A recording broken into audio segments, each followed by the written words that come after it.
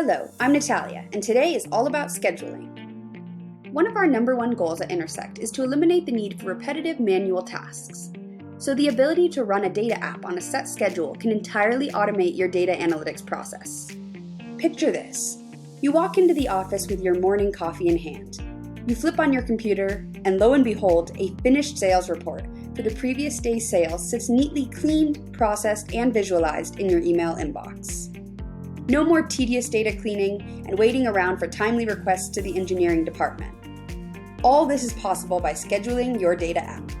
In this tutorial, we'll discuss how to schedule your data app to run on its own. Scheduling is set up from the App Mission Control page. Here, you can manually run your app to make sure your processing steps do what you want them to do.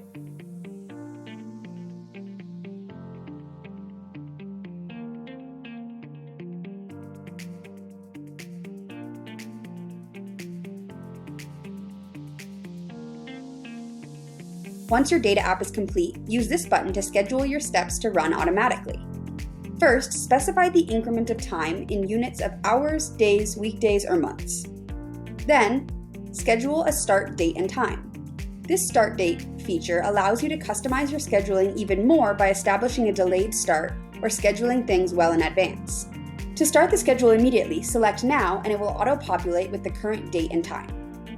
Note that the times you enter will automatically schedule according to the time zone of your computer at the time of scheduling. Then, click Save and await your results.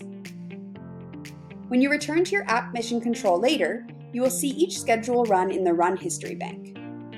To receive results to your inbox or some other external location, set up an export block within your data app.